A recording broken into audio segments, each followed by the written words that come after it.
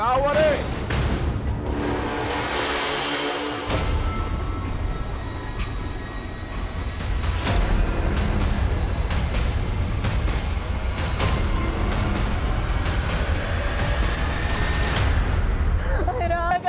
Body इसके पास में कोई नहीं आना चाहिए।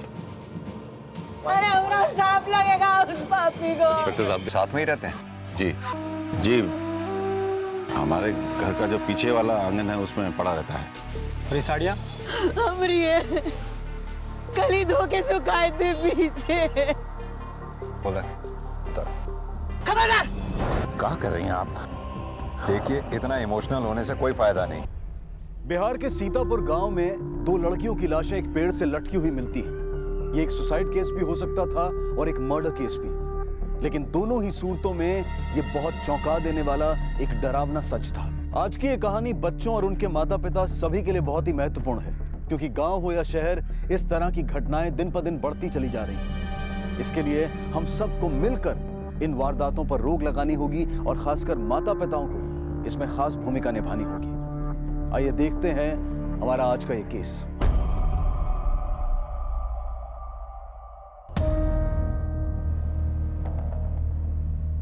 दीपा और आशा का कमरा यही है? जी। कोई नोट या मैसेज नहीं छोड़ा उन्होंने? नहीं जी, ये हमारी पत्नी है और वो हमारा बेटा विनोद। आप लोगों ने आखिरी बार दीपा और आशा को कब देखा? कल रात खाना खाने के बाद 10:30 बजे के करीब। सर इनके घर में पीछे की तरफ भी एक दरवाजा है।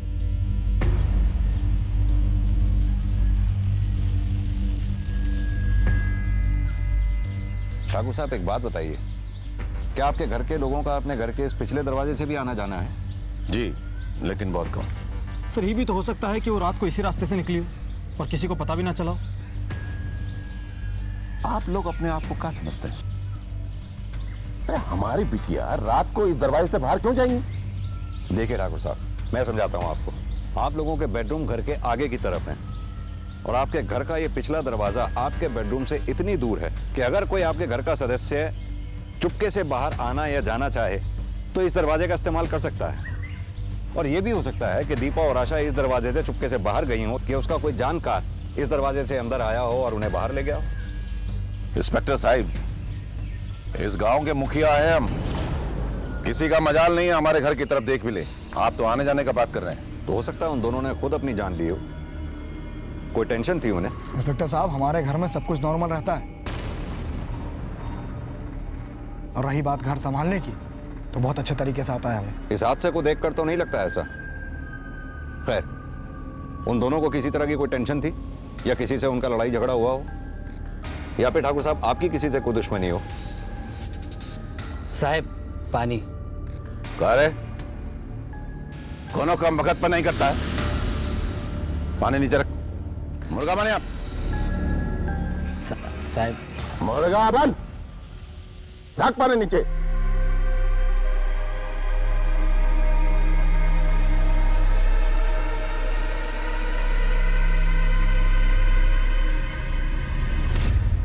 नहीं साहब, हमरा कोनो से कोई दुश्मनी नहीं।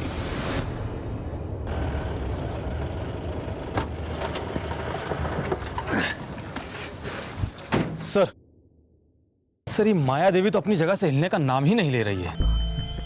हरदोई थाने फोन करके लेडी कांस्टेबल का स्टेटस मालूम किया, क्योंकि बिना लेडी कांस्टेबल के हम बॉडीज को नीचे नहीं उतार पाएंगे। Right sir. योगेश, ये क्राइम सीन की फोटोग्राफ देखकर ऐसा लगता नहीं कि इन दोनों लड़कियों ने फांसी खुद लगाई होगी। वो कैसे सर? इस पिक को ध्यान से देखो।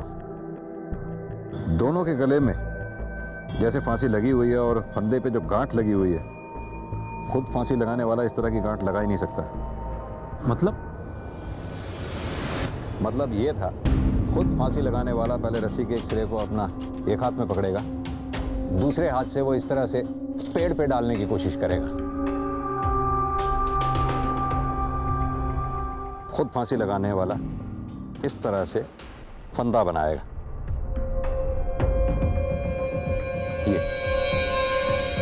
अब कुर्सी इधर रखो, यहाँ पकड़ो जरा कुर्सी, यहाँ सामने आके इस तरह से फंदा उसने अपने गले में डाला होगा, कुर्सी पैर से नीचे से खिसकाई और फंदा टाइट हो गया। आया समझ में? सर वो दोनों बॉडी भी तो हमको ऐसी ही मिली है। यही तो मैं कह रहा हूँ योगेश, अगर ये दोनों का आत्महत्या का मामला होता तो घर में लगे पंखे से भी की जा सकती थी।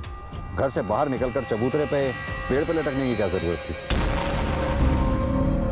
सर अगर हम ये मान लें कि ये मर्डर है तो दोनों को मारने का रीजन क्या होगा? और सबसे बड़ा सवाल तो ये है कि वो रात में बाहर गई क्यों? यही तो पता लगाना है। या तो फिर कोई उनका जानकार उन्हें किसी बहाने पिछले दरवाजे से बाहर ले गया, या वो खुद पिछले दरवाजे से बाहर निकल कर आए। हो ना हो, इसमें घर में से ही किसी सदस्य का हाथ हो सकता है।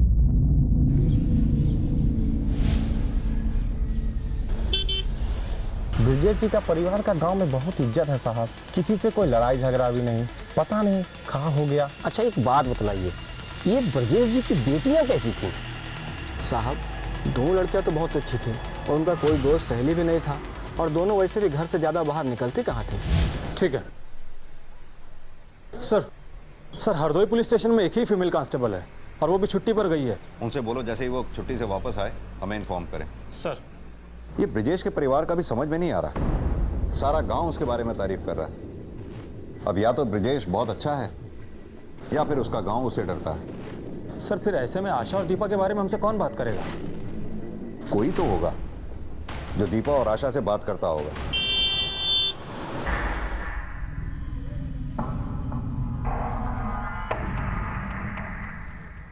सर पता चला है कि ब्रिजेश के गांव के दर्जी से आशा और दीपा के कपड़ों को लेकर बहस हुई थी। हाँ वो दोनों यहाँ आती थी साहब। क्या है ना, हम ही एक लेडीज टेलर है पूरे गांव में, तो किसी को भी कपड़ा सिलवाना होता है तो हमारे पास ही आती है। ये दीपा और आशा को तो आप जानती ही होंगी, दोनों बातचीत करने में कैसी थी? तो सोच क्या ही हो क्या बनवाना है? तो वो जो सोच के रखे तुम देखो, इसको थोड़ा और नीचे कीजिए ना। हाँ इतना कीजिए। अरे बाप रे बाप, तुम पागल हो गई हो, इतना डीप गला पहनोगी? तुम देखो ना हम कितना अच्छा बनवाएंगे इस बार, सब देखते रह जाएगा। दीदी इसको थोड़ा टाइट कीजिए। हाँ दीजिए ना, कीजिए। पगला गई हो तुम, तुम्हारा माथा खराब हो गया, तुम इतना टाइट सूट पहनोगी? तुम देखना, अगर अच्छा नहीं लगेगा ना तो हम बदलवा देंगे, पूरा गांव देखता रह जाएगा, इतना अच्छा लगेगा। और थोड़ा टाइट कीजिए। हाँ इतना ले जाइए, बस इतना। तुम पिटवा दोगे। देखिए अगर अच्छा नहीं बनेगा तो हम पैसे नहीं देने वाले आपको। और नीचे में ना लेस लगा दीजिएगा, हम एकदम चाहते हैं कि हम वो टीवी हीरोइन जैसे दिखे, इसका एकदम चिकना सा पेट और मोर जैसी चाल हो। एक दिन ठाकुर साहब हमारे दुकान पे आए थे। ये क्या भद्दा कपड़ा सी रही है? क्या हुआ ठाकुर जी? आपको पता नहीं चला आपने क्या किया है? हमारा बिटिया लोगों का सूट सिला आपने, इतना छोटा छोटा बाजू, गला इतना लंबा, टाइट कपड़ा, इसको पहन करके गांव में घूमेगा तो नंगा नहीं दिखेगा। कपड़ा जल्दी से ठीक करके घर भिजवाइएगा, नहीं तो दुकान में धुआं भर देंगे, समझ गए ना? ये सब हुआ कब? 4 दिन पहले साहब, जब आशा अपने पति के घर से वापस आई थी। ये आशा शादीशुदा थी क्या? हाँ साहब। तो अपने घर वापस क्यों नहीं गई वो? नहीं पता साहब। कमाल करते इंस्पेक्टर साहब आप। अरे हमारी बिटिया थी, वो कुछ भी पहने, किसी को क्या लेना देना? अरे चुप हो जाइए ना आप लोगों ने हमें पहले क्यों नहीं बताया कि आशा की शादी हो चुकी है? इसमें बताने वाली कौन सी बात थी? सब लोग जानते थे कि वो कुछ दिनों के लिए मायके आई थी। तो फिर आशा के ससुराल से कोई दिखाई क्यों नहीं दिया? आशा का पति कहां पर है? इंस्पेक्टर साहब, अगर आपको जांच ही करना है ना तो बाहर जाके कीजिए ना, कातिल तो आपको बाहर मिलेगा। आप बार बार जैसे घर में घटना घटा है वहीं आ जाते हैं। आप लोगों का कुछ काम है नहीं, बस यही रह गया। करे किसने मंगाया पानी? वो साहब हम जाते हैं। और देखिए इंस्पेक्टर साहब, अगर आपसे ये मामला नहीं संभलता हो तो हमें बता दीजिए, हम कुछ इंतजाम कर लेंगे। देखिए साहब, हमारा परिवार ऐसा ही बहुत मुश्किल से गुजर रहा है। वो देखने में ऊपर से सख्त जरूर है, लेकिन अंदर से बहुत दुखी है। बहुत प्यार करते थे अपनी बिटिया से। आप यही जानना चाहते हैं ना कि उस दिन दर्जी के यहाँ से कपड़ा आया तो क्या हुआ? ए छोड़ ना दीपा, सुन ना, आपसे बात करने दे। अम्मा ये क्या करवा दिए आप हमारा कपड़ा का? हाँ हम ऐसा कपड़ा पहनेंगे? ये ढीला ढाला एकदम झोला माफिक। हाँ अम्मा हम कुछ पूछ रहे हैं आपसे। क्या झोला जी सा? झोले से कपड़ा है, 1 नंबर कपड़ा है। गांव की जितनी लड़कियों को देखो सब ऐसे ही कपड़ा पहनती है, और तुम दोनों पे कपड़ा बहुत जचेगा, बहुत, समझी? यही कपड़ा तुम लोग को पहनना है। तुम पहनो ये कपड़ा, समझे? चलो आशा। देख रही हो अम्मा, दिन पर दिन लोग नौटंकी बढ़ते चल जा रहा है। ये नहीं पहनेंगे, वो पहनेंगे। हाँ। अरे बाप रे बाप, ए दीपा क्या कर दी ना तुम, सच में कपड़ा जला दिया। अम्मा को पता लगेगा ना तो तुमको पता नहीं है क्या कर देगी। अब हम इनकी मनमानी नहीं चलने देंगे, हम वही करेंगे जो हमारा मन करता है। क्या हो रहा है ये सब? अरे बोलते क्या नहीं? कपड़ा जला रहे हैं जो आप बिगाड़ के लेकर आए थे।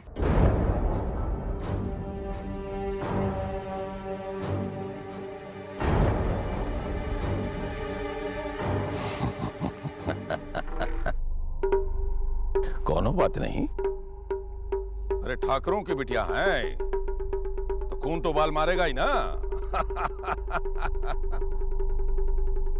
तुम दोनों दूसरा कपड़ा बनवा लेना, बढ़िया आशा। हाँ, पर पहले जैसा नहीं। हाँ, बस यही सब था हमारे बीच। दीपा की भी शादी हो चुकी थी क्या? हाँ, वो दीपा के लिए भी लड़का देख रहे थे, लेकिन आशा की शादी पहले तय हो गई तो पहले कर दी। और ये आशा की ससुराल कहां पर है? बलियापुर। सुनील आप ही हैं? हाँ सर। सुनील, हमें आपकी बीवी आशा के बारे में आपसे कुछ बातें करनी है। आशा क्या हो सर? क्यों, आपको नहीं पता? आपकी बीवी आशा अब नहीं रही। क्या?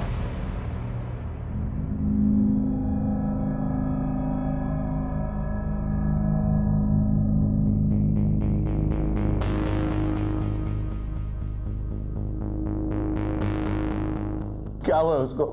क्यों, आपके ससुराल वालों ने आपको खबर नहीं की? नहीं सर। दरअसल हमें दीपा और आशा की लाशें गांव में पेड़ से लटकी मिली। सुनील, आपको क्या लगता है, क्या दीपा और आशा की कोई ऐसी मजबूरी रही होगी जिसकी वजह से ये सब हुआ? हमको नहीं पता सर, लेकिन अभी 2-3 दिन से हमारी बात भी नहीं हो रही है। क्यों? अब क्या बताएं सर, जब से ब्याह के आई थी ना, सारा घर सर पे उठा रखा था।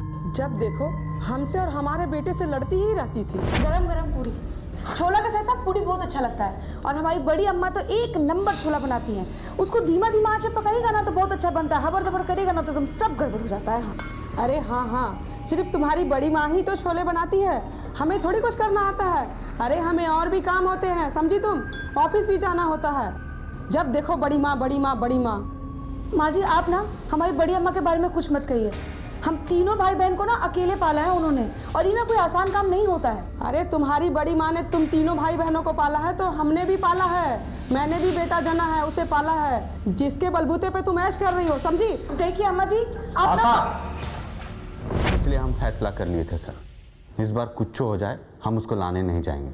लेकिन एक दिन ब्रजेश जी फिर ऑफिस पर आ गए। बार बार तुम्हारा वकील बन करके तुम्हारा झगड़ा नहीं छुटा सकते। अरे तुम्हारा बीवी है, तुम सवाल हो ना। बाबूजी, बात तो ये है कि आपकी बेटी को बड़ों से बात करने की तमीज तक नहीं। बहुत अच्छा शिक्षा दिया है हमने अपनी बिटिया को। अरे तुम्हारी मर्दानगी में कमी अपने साथ रखने में उसको बात करता है। ये कब की बात है? 2-3 दिन पहले की बात है सर। सुनील, हमें लग रहा है कि दीपा और आशा की हत्या में कहीं ब्रजेश जी के परिवार में से ही तो किसी का हाथ नहीं है। आपको किसी पे शक है? नहीं सर, लेकिन पूरा गांव वाला जानता है सर कि घर में सबसे गुस्से वाला कौन है। कौन है? सर हम नाम तो नहीं ले सकते, आप पूछिए अगल बगल जाकर, आपको पता चल जाएगा। सर आपका शक हमें सही लग रहा था, कातिल ब्रजेश की फैमिली में से कोई हो सकता है। सुनील भी तो नाम लेने से घबरा रहा था। हाँ योगेश, लेकिन सिर्फ हमारे सोचने भर से हम ब्रजेश या उसके परिवार पे इल्जाम नहीं लगा सकते। ये भी तो हो सकता है सुनील ने हमारी हाँ में हाँ मिला दी हो। सर हमको किसी को तो ढूंढना ही होगा जो हमसे ब्रजेश के परिवार के बारे में खुल के बात करे। एक काम करो, ये दीपा और आशा की कॉल डिटेल्स निकलवाओ, पता करो दोनों बहनें मरने से पहले किस किस से बातें करती थी। सर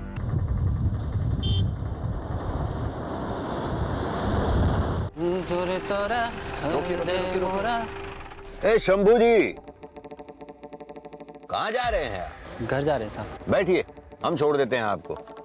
नहीं साहब, हम चले जाएंगे। बिठाइए योगेश इनको। हाँ सर। साहब हमें कहाँ ले जा रहे हैं? हम कहीं नहीं लेके जाएंगे, आइए बैठिए। चलिए। साहब, घर में सबसे गुस्सेले तो विनोद बाबू ही हैं। आए दिन किसी न किसी के साथ मारपीट करते रहते हैं। कुछ दिन पहले वो पीसी वाले कमलेश को कूट दिए थे। ये विनोद का दीपा और आशा के साथ भी झगड़ा हुआ था।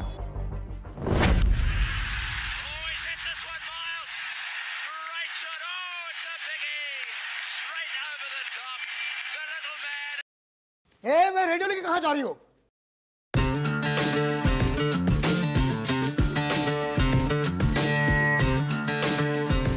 पता है अगर बाबूजी तुम लोग कैसे नाचते हुए देख हैं तो मार के पैर तोड़ देंगे। अब बंद करो ये गाना बजाना। काहे तोड़ देंगे वो पैर? हाँ, बाबूजी सारा दिन बैठ के समाचार सुनते रहते हैं। अरे उस पे कोई नाच सकता है क्या? पता है तुम्हारे इन्हीं हरकतों की वजह से तुम्हारा मंगेतर ने तुम्हें छोड़ा होगा। किसी पागल लड़की के साथ कौन आना चाहेगा? बेहुदा, हाँ? तुम्हारा हिम्मत कैसे हुआ दीपा से ऐसे बात करने का?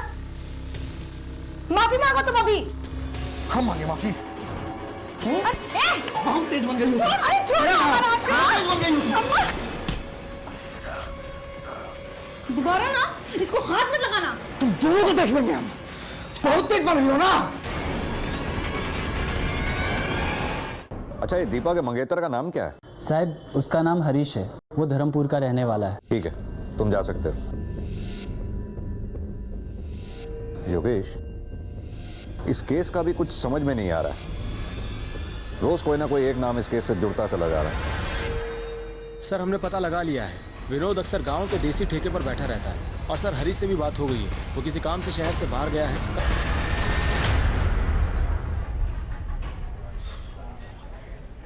सर, पूरा विनोद।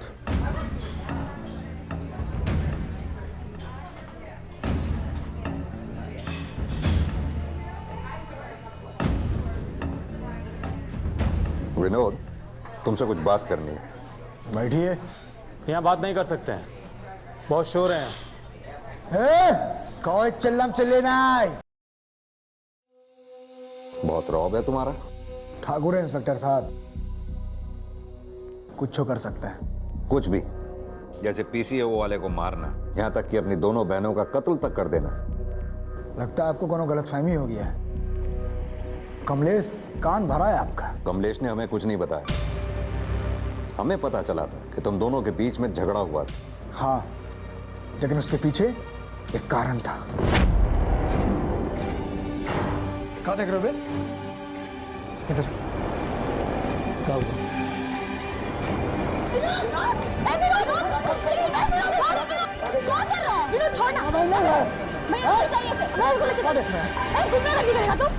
सर, कोनो गलत बात होता है ना तो अजीब लगता है, दिमाग झंझना जाता है, गुस्सा लगता है।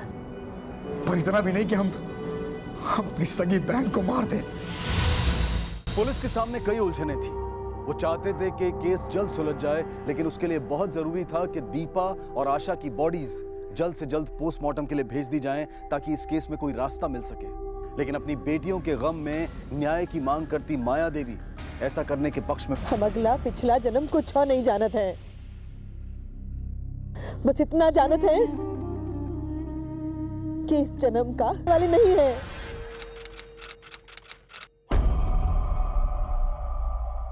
दीपा हमें बहुत पसंद थी सर। अरे हमने तो शादी की तारीख भी फिक्स कर दी थी। तो फिर सगाई काहे तोड़ दी तुमने? सगाई हमने नहीं, दीपा ने तोड़ा था। हरीश, हमें आपसे कुछ बात करनी थी। बोलो। सच बात तो ये है कि हम किसी और से प्यार करते हैं, आपसे शादी नहीं कर सकते। अब लड़की है तो सगाई तोड़ भी नहीं सकते, माँ की बहुत बदनामी हो जाएगी। तो अच्छा यही होगा कि आप ही ये रिश्ता तोड़ दीजिए। आप समझ रहे हैं ना हम लोग क्या कहने का कोशिश कर रहे हैं? तोड़ दीजिए ना सगाई।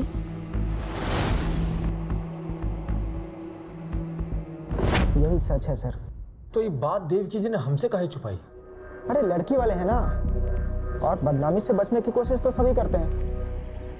अच्छा, दीपा जिस लड़के से प्यार करती थी उसका जिक्र किया था उसने कभी तुमसे? नहीं सर।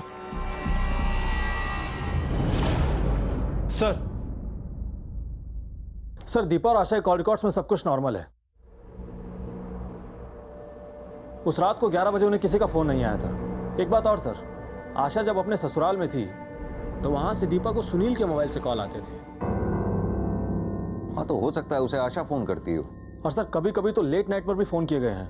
बहनें भले कितनी क्लोज क्यों ना हो, लेकिन रोज रात को इतनी क्या बातें होगी करने के लिए। योगेश, ये भी तो हो सकता है कि दीपा को कॉल आशा के ना आकर के आशा के हस्बैंड सुनील के आते हो, और अभी तक हम गलत डायरेक्शन में जा रहे थे। हो सकता है आशा को दीपा और सुनील के बारे में पता चला हो और दीपा और आशा के बीच में इस बात को लेकर झगड़ा हुआ हो। इस झगड़े के दौरान दीपा का खून हो गया हो और दीपा की हत्या को आत्महत्या की शक्ल देने के, और हो सकता है फिर आशा को अपने किए पे पछतावा हुआ हो। सर सुनील और दीपा के बीच में अगर अफेयर था भी तो मिलते तो जरूर होंगे। एक काम करो, सुनील के ऑफिस जाकर पता करो, क्या सुनील रोज ऑफिस आया करता था या फिर उससे ऑफिस में कोई मिलने आया जाया करता था। Okay sir. सर एक बात और, ये दीपा ने पिछले हफ्ते किसी मनीराम नाम के आदमी को कॉल किया था, भी 4 से 5 बार। योगेश, मनीराम कहीं वही आदमी तो नहीं जिसका जिक्र करके दीपा ने हरीश से सगाई तोड़ दी थी? ये कॉल रिकॉर्ड्स में मनीराम का एड्रेस कहाँ था?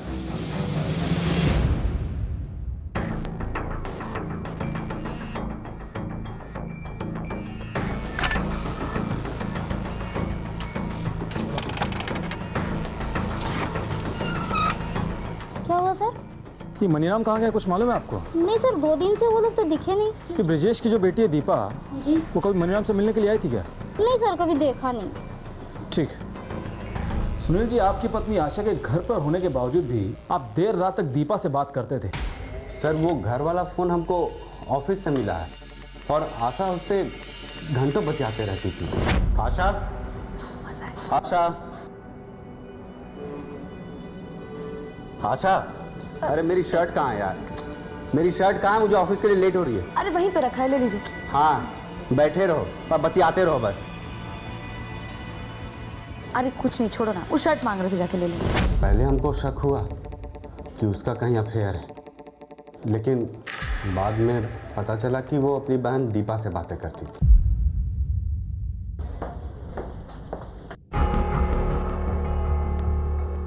तो सुनिए। जी सर। ये सुनील डेली ऑफिस आते हैं क्या? जी सर, हर रोज़ आते हैं। अच्छा, इनसे कभी कोई लड़की मिलने आई है क्या? नहीं सर, आज तक कोई लड़की तो नहीं आई इनसे मिलने। सर ये भी तो हो सकता है कि ये सारा काम हरीश ने किया हो। सर दीपा ने सगाई तोड़ी थी तो हरीश का ईगो हर्ट हुआ था, तो उसने दीपा को मारना चाहा और बीच बचाव में आशा आ गई और उसी बीच बचाव में आशा भी मारी गई। योगेश, फिलहाल तो तुम साइबर सेल वालों से कहो कि वो मनीराम के फोन को ट्रेस करें। जैसे ही उसके बारे में कुछ पता चले हमें इन्फॉर्म करें। सर बलियापुर थाने से एक महिला पुलिस मिल गई है। गुड।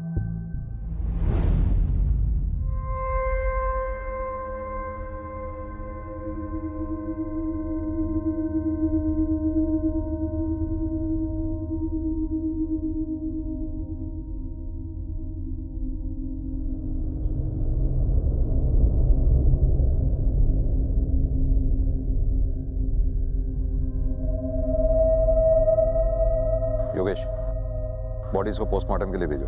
सर।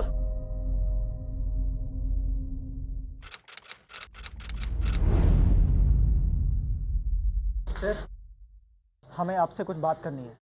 सर ये हरीश है, दीपा का मंगेतर।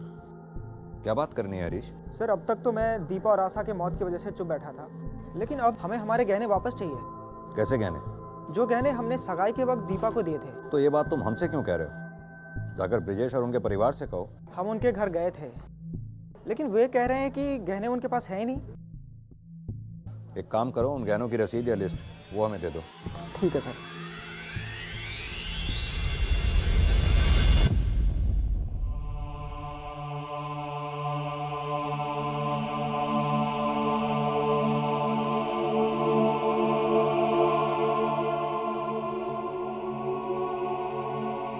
ठाकुर साहब, आप लोगों से कुछ बात करनी है। माया देवी दिखाई नहीं दे रही। वो अपना मायके गई हैं, उनकी तबीयत ठीक नहीं थी। दरअसल हरीश ने कंप्लेंट लिखवाई है। दीपा की सगाई में जो उसने गहने दिए थे आप लोग उन्हें लौटा नहीं रहे। इंस्पेक्टर साहब, हमने हरीश को कितनी दफे समझाया था कि दीपा के पास कोई गहना वहना नहीं था। सर ये हरीश झूठ काहे बोल रहा है हमसे? योगेश, ऐसा भी तो हो सकता है कि दीपा ने ये बात अपनी फैमिली से छुपाई हो। एक काम करो, तुम्हारे पास मोबाइल में उन गहनों की जो तस्वीरें हैं उन्हें आसपास के ज्वेलर्स को दिखाओ। हो सकता है ऐसे गहने उनके पास बिकने के लिए आए हो। सर अच्छा सुनिए, अभी हाल फिलहाल में आपकी दुकान पर कोई कंगन बेचने के लिए आया था क्या? हाँ सर। कंगन दिखा सकते हैं? हाँ जरूर।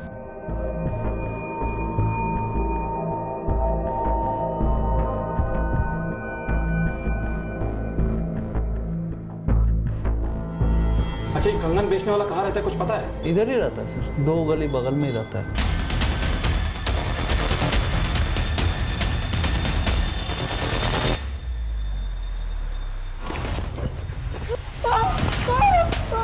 तुमको तो हम थाने में कंगन पहनाएंगे। चल बोल।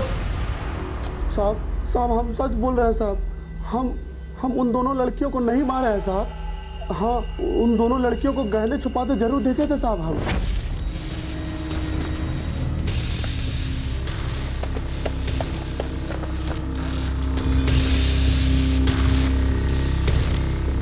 उसके बाद हम चुरा ले आए थे साहब। साहब हम झूठ नहीं बोल रहे हैं साहब। सर दीपा और आशा की पोस्टमार्टम रिपोर्ट आ गई है।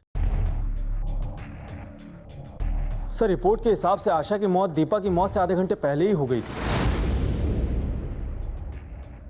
यानी अभी तक हमारी थ्योरी किसी और ट्रैक पे चल रही थी। और सर सबसे चौंकाने वाली बात तो ये है कि दीपा और आशा की मौत फांसी लगने से हुई नहीं। दीपा को गला घोंट कर मारा गया है और आशा के सर पर चोट लगी, जिसके कारण इंटरनल ब्लीडिंग होने की वजह से उसकी मौत हो गई। एक बात और सर, आशा के एड़ियों में गहरे खरोंच के निशान भी थे। ऐसा लगता है कि उसको घसीटा गया हो। योगेश, ये भी तो हो सकता है कि आशा ने जूते या चप्पल पहन रखे हो जो उसे घसीट के ले जाते समय पांव से निकल गए हो। अपने 2-3 कांस्टेबल को क्राइम सीन पर साथ लेके जाओ, अच्छी तरह से छानबीन करो।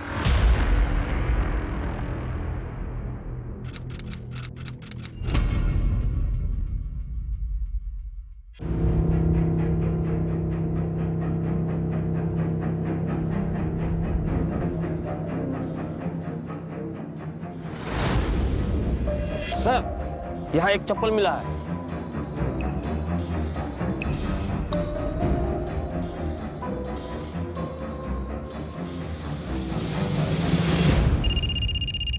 हाँ योगेश बोलो। सर क्राइम सीन से थोड़ी दूरी पर हमें एक चप्पल मिली है। ऐसा लगता है कि चप्पल दोनों लड़कियों में से किसी एक की हो सकती है। वो चप्पल फॉरेंसिक टीम को भेजो, शायद कोई फिंगरप्रिंट्स मिले। ठीक है सर। मनीराम के कॉल डिटेल से कुछ पता चला? हाँ सर, फोन ऑफ करने से पहले मनीराम ने लखनऊ में इस नंबर पे बात की थी। ये नंबर सर। नंबर बोलो। 7898 56523। हेलो जी, मेरी बात मनीराम से हो सकती है? जी होल्ड करिए, बुलाता हूँ। योगेश, लखनऊ पुलिस से फौरन कांटेक्ट करो, उन्हें नंबर सेंड करो। उनसे कोई नंबर जिस भी एड्रेस पर रजिस्टर्ड है वहां से मनीराम को अरेस्ट करें। सर साहब मैंने उन दोनों को नहीं मारा साहब। वो हम पता लगा लेंगे। पहले तुम ये बताओ कि दीपा तुम्हें इतने कॉल क्यों किया करती थी? वो मैं आपको नहीं बता सकता सर। कहीं ठाकुर साहब को पता चल गया तो वो मुझे नहीं छोड़ेंगे सर। ठाकुर साहब के हाथ तो तुम तब लगोगे जब हम तुम्हें छोड़ेंगे। क्या चक्कर था दीपा के साथ तुम्हारा? कोई चक्कर नहीं था सर। दीपा एक दिन मेरे दुकान पे आई थी। हमको ना मुंबई का 2 टिकट चाहिए था। मुंबई का? किस तारीख का? अगले हफ्ते का कोई भी तारीख चलेगा हमको। किस नाम से बनानी है? दीपा और आशा। ठीक है, हो जाएगा। ये हमको कब तक मिल जाएगा? कल मिल जाएगा। दीपा ने टिकट की टाइम और डेट कंफर्म करने के लिए मुझे 3-4 बार कॉल किया था और जब टिकट बन गया तो मैं उसे देने ठाकुर साहब के घर गया था। बड़ी मालकिन, बड़ी मालकिन, क्या है? ये टिकट है। टिकट है? किसका? आशा और दीपा का। दीपा और आशा का? कहाँ का? बम्बई का। दीपा और आशा बम्बई जाएंगी?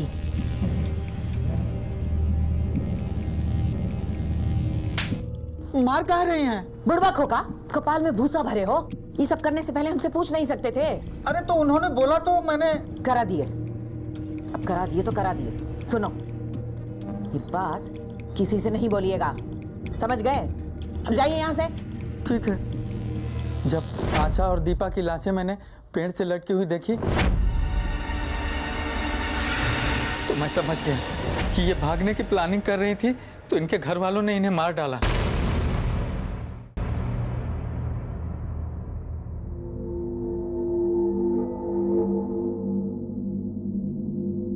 विनोद जी भाभी को फोन लगा और बोल के बच्चियों का आखिरी बार आकर के मुख दर्शन कर ले। माया देवी जी, आपसे एक काम था। बोलिए ना। ये एक एप्लीकेशन है, इस पे आपके साइन चाहिए थे। क्या लिखा है इसमें? इसमें लिखा है कि आपने हमें लाशों को उतारने की मंजूरी दे दी है और आपकी मंजूरी से ही लाशों का पोस्टमार्टम किया जाएगा। हमारा तबीयत ठीक नहीं चल रहा है और उस पर हम ज़्यादा पढ़े लिखे भी नहीं हैं। ये दस्तखत करने आता नहीं है हमको। कोई बात नहीं, अंगूठा लगा दीजिए। जी।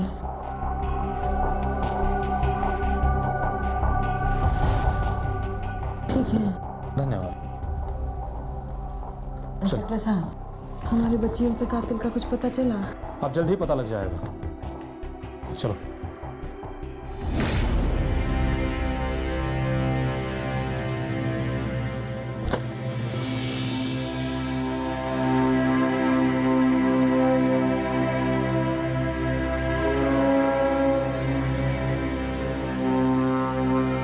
बड़ी माँ की तबीयत अभी तक ठीक नहीं हुई। उनके बड़े भाई ने अभी फोन पे बताया मुझे, और ये भी कहा है कि डॉक्टरों ने उन्हें और आराम करने को कहा है। कोई निदान शुरू कर देना चाहिए।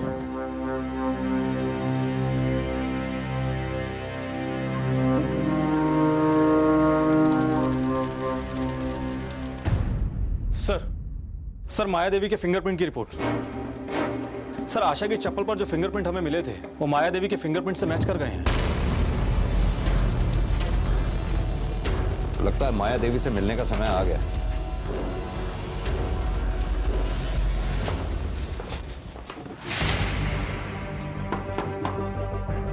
इंस्पेक्टर साहब, आप यहाँ? हमारी बच्चियों के कातिल का कुछ पता चला क्या? जी, अब कातिल और सबूत दोनों हमारे पास हैं। कौन है कातिल? आप ही बताइए। हम बताएं? चलिए हम बताते हैं। आशा की चप्पल पर पाए गए फिंगरप्रिंट्स आपके फिंगरप्रिंट से मैच कर गए।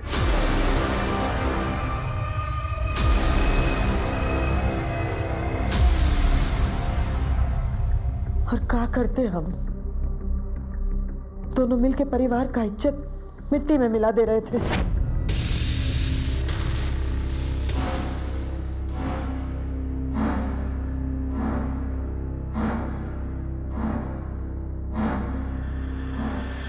इस तरह लड़कियों को नाचना शोभा नहीं देता है। लड़कियों को कंट्रोल में रखो, नहीं तो किसी दिन भाग जाएगी। अरे बहन जी, ये दोनों लड़कियां पगलैट हैं। जब भी मिलती हैं ऐसे ही उल्टी सीधी हरकतें शुरू कर देती हैं। बहन जी, मैं गर्ल्स स्कूल पढ़ाती हूँ, लड़कियों को अच्छी तरह समझती हूँ। आजकल की लड़कियाँ लड़कों को कम और लड़कियाँ को ज़्यादा पसंद कर रहे हैं। उस दिन के बाद हम उन दोनों पर नजर रखने लगे। दोनों रात रात भर घंटों फोन पर साथ में बतियाते थे।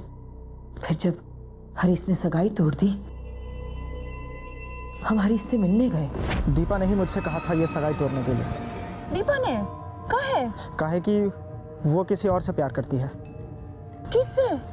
अब ये तो आप दीपा और आशा से ही पूछ लीजिए। दीपा और आशा से? और उस रात जब हम पानी पीने उठे तो दोनों आपस में झगड़ रहे थे। दीपा सुनना, हमको ना बड़ी अम्मा ना बहुत समझाई है और हमको ना बड़ी अम्मा का बात सही भी लग रहा है।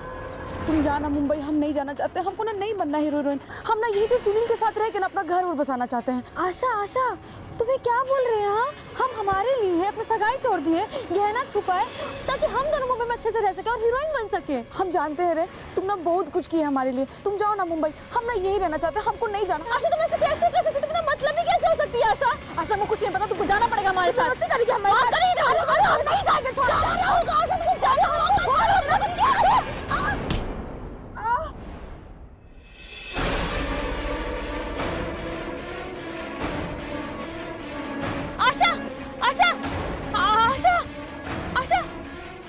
अम्मा, वो हम बात कर रहे थे, गिर गई। आशा अरे ये तो मर गई। ये क्या करती हो बिटिया? ये तो मर गई है। क्या करें? नहीं अम्मा, नहीं। हम ऐसा कुछ नहीं किया था अम्मा। हम तो बस समझा रहे थे। शांत हो जाओ। करते हम सब ठीक कर देंगे। एक काम करो, 2 साड़ी लेकर आओ हमरी। जा 2 साड़ी लेकर आओ हमरी, और सुनो 1 कुर्सी भी लेकर आओ। हाँ जा।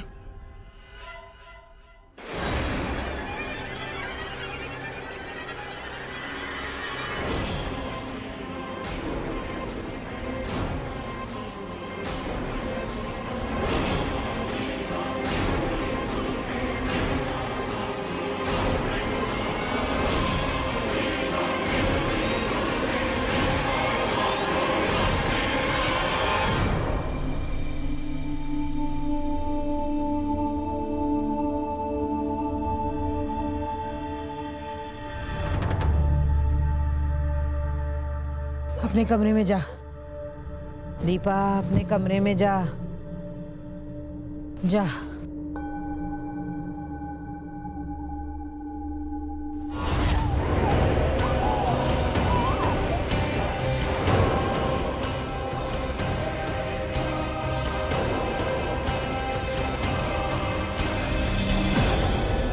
कितना लाड प्यार से पाले थे हम दोनों को, और वो क्या करने चली थी? भाग जा रही थी। परिवार का नाम पर कलंक पोत देती।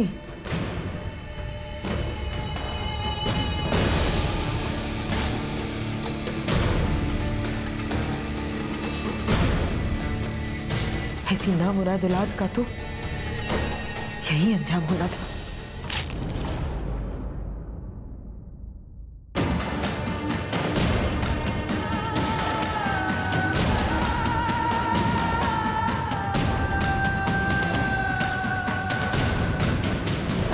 इसीलिए हमने उन्हें मरने के बाद भी पेड़ पर सड़ने दिया।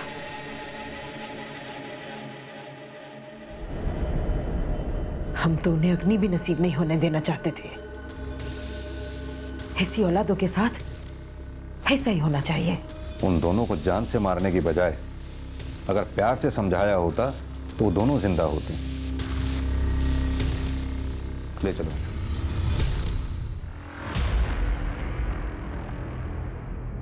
जब परिवार में एक दूसरे से बातें छुपाई जाती हैं, जब उनके बीच का विश्वास खत्म हो जाता है, तो आगे चलकर कहीं ना कहीं उनके बीच में नफरत की एक खाई बन जाती है, जो कभी भी किसी जुर्म या हादसे का कारण बन सकती है। बच्चों और माता पिता का आपस में वक्त बिताना, एक दूसरे की परेशानियों को बांटना, ये बहुत जरूरी है।